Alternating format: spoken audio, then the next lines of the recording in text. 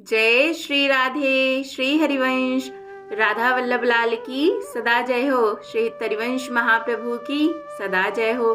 परम पूज्य गुरुदेव महाराज की सदा जय हो। तो हम सुन रहे हैं रसिक अनन्य माल से हरिवंश महाप्रभु के कृपा पात्र संतों के पावन जीवन चरित्रों को। तो जो हमने पिछला चरित्र सुना था वह था नाहरमल जी का, और आज जो हम श्रवण करेंगे वो नाहरमल जी के ही छोटे भाई श्री विट्ठल दास जी का सुंदर चरित्र है। पर इसे शुरू करने से पहले एक बार प्राणों से प्यारे नाम को गा लेते हैं। मेरे साथ आप भी गाइए। जय जय राधा वल्लभ श्री हरिवंश, जय जय श्री वृंदावन श्री वन चंद्र, जय जय। बोलो जय जय श्री राधे।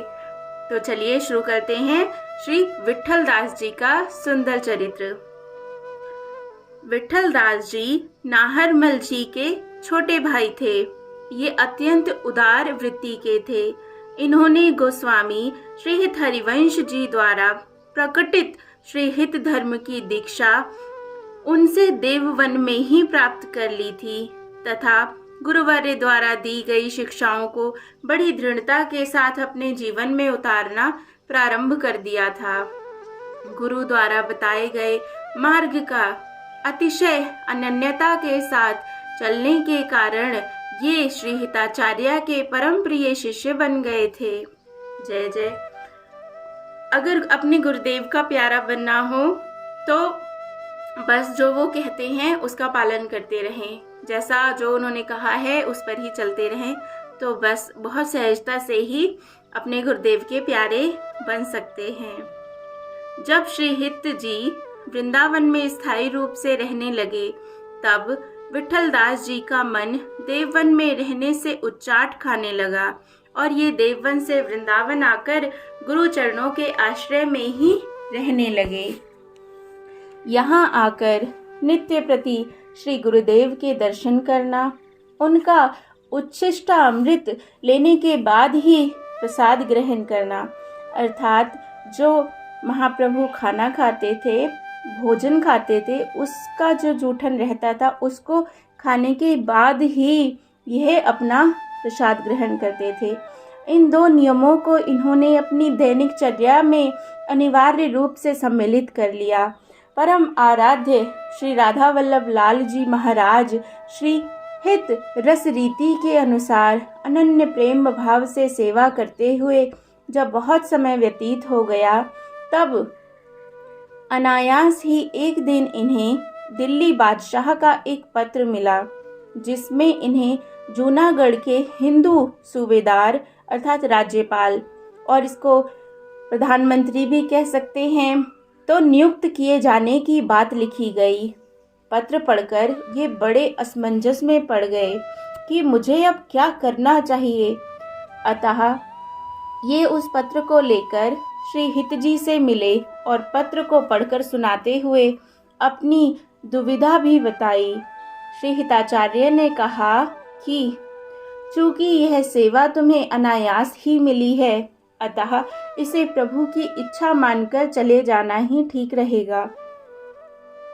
भक्त के लिए ये बहुत बहुत ज़्यादा ज़रूरी है कि जीवन में कुछ भी उतार चढ़ाव आए तो बस ये समझ लेना चाहिए कि मेरे प्रभु कर रहे हैं और वो कर रहे हैं तो मेरे साथ कुछ भी गलत नहीं करेंगे, क्योंकि जब हम हरि की इच्छा में अपनी इच्छा मिला देते हैं तो जीवन बहुत सरल और सुखमयी हो जाता है।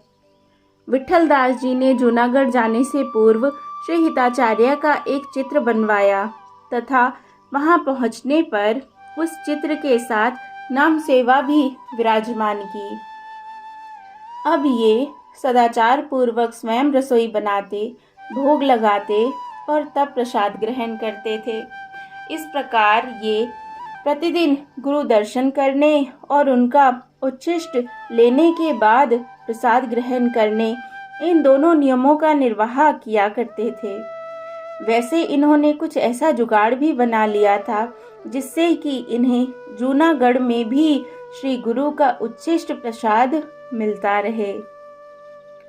विठल दास जी के जूनागढ़ पहुंचने के कुछ समय पश्चात वहां के सूबेदार राजा ने द्वारिका जाकर रणछोड़ जी के दर्शन करने का विचार किया। उसने फौज के लोगों को भी द्वारिका जाकर रणछोड़ जी के दर्शन करने की अनुमति प्रदान कर दी। अतः फौज के प्राय सभी लोग दर्शन करके लौट आए, किंतु विठल दास जी वहां गए ही नहीं। पहले तो इस बात की चर्चा सभी लोगों के घरों में ही होती रही, किंतु फिर बहुत से चुगलखोरों ने इस बात की शिकायत राजा से भी कर दी। राजा से कहा कि देखिए, ऐसे तो बड़े भक्त बनते हैं, लेकिन आप इन्हें रणछोड़ जी के दर्शन कराने के लिए लेकर आए और इन्होंने दर्शन भी नहीं किए। राजा ने नाराज होकर विठल दास जी को भरी सभा में बुलाया और उनसे पूछा कि जब सभी हिंदू फौजियों ने द्वारिका जाकर रणछोड़ जी के दर्शन किए तो तुम दर्शन करने क्यों नहीं गए? क्या तुम उनको ठाकुर नहीं मानते हो? क्या तुम अपना कोई नया मत चलाना चाहते हो? विठल दास जी ने नम्रता से उत्तर दिया कि मेरे गुरु श्री हित हरिवंश चंद्र जी हैं। उनका निवास स्थान वृंदावन है तथा 2 भुजाओं वाले श्री राधा वल्लभ लाल जी मेरे इष्ट हैं। अतः मेरे तन और मन में गुरुवर्य श्री हित जी, उनका धाम वृंदावन और गौर श्याम वर्ण वाले राधा और माधव ही बसे हुए हैं तथा उनके रास और विलास का प्रकाश मेरे रोम रोम में भरा हुआ है। अतः उसमें 4 भुजाओं वाले ठाकुर के लिए स्थान ही शेष नहीं है। यह सुनकर राजा को क्रोध आ गया। उसने विठल दास जी से कहा कि मुझे तो तुम्हारे द्वारा कही गई बातें एक झूठी कहानी की तरह लग रही है। यदि तुम सच्चे हो तो अपने कपड़े उतारो और दिखाओ कि तुम्हारे तन मन में कहां पर राधा वल्लभ लाल बसे हुए हैं, तभी हम सबको तुम पर विश्वास होगा। वस्त्र उतारते ही सभा ने देखा तो जैसे ही राजा ने ऐसे शब्द कहे तो इन्होंने अपने वस्त्र उतार दिए, और वस्त्र उतारते ही पूरी सभा ने देखा कि इनके शरीर में नए नए वृक्ष, बेलियां, फल फूल तथा लता पताएं दिखाई पड़ रही हैं और रोम रोम से मुरली की मंद ध्वनि स्फुरित हो रही है। साथ में ताल देते हुए मृदंग एवं नृत्य करते हुए नुपुरों के बजने की आवाज सुनाई दे रही है। ओहो, यह बड़ा आश्चर्य! यह देखकर सुनकर सब उपस्थित लोगों को परम आश्चर्य हुआ और राजा तो सिंहासन से उठकर इनके चरणों से ही लिपट गया। उसने विठल दास जी से कहा कि आप तो बहुत पहुँचे हुए हैं, आपकी बराबरी कोई नहीं कर सकता। मैंने तो आप जैसी अनन्यता ना कभी देखी है और ना सुनी ही है। साथ ही प्रार्थना भी की कि मेरा अपराध क्षमा करके मुझे अपना शिष्य बना लीजिए।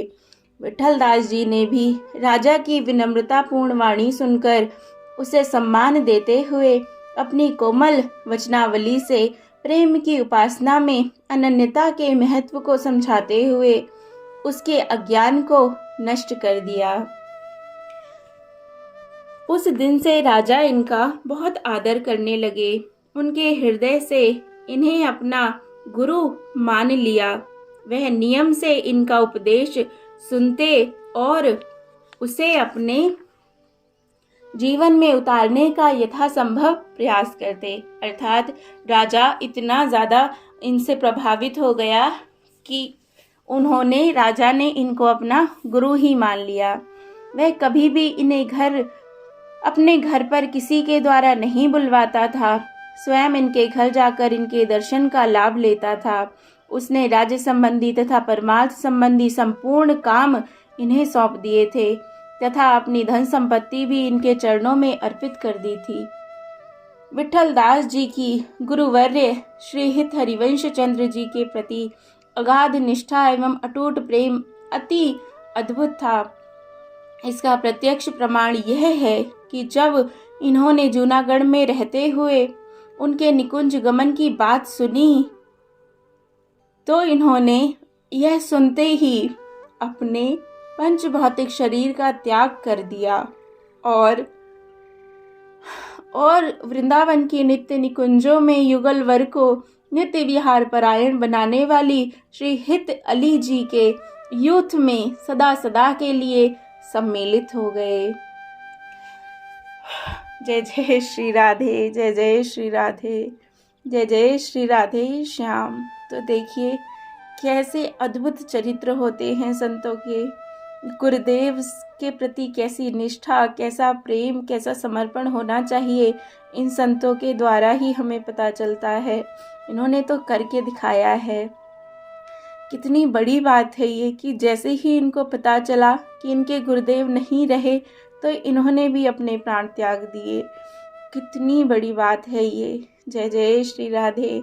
ऐसे प्यारे प्यारे महान संतों के चरणों में अपना मस्तक नवाते हुए आज हम उनसे यही प्रार्थना करते हैं कि हम पर भी ऐसी कृपा करें कि हमारा भी अपने गुरुदेव के श्री चरणों में प्रगाढ़ प्रेम हो और निष्ठा बढ़े। जय जय श्री राधे।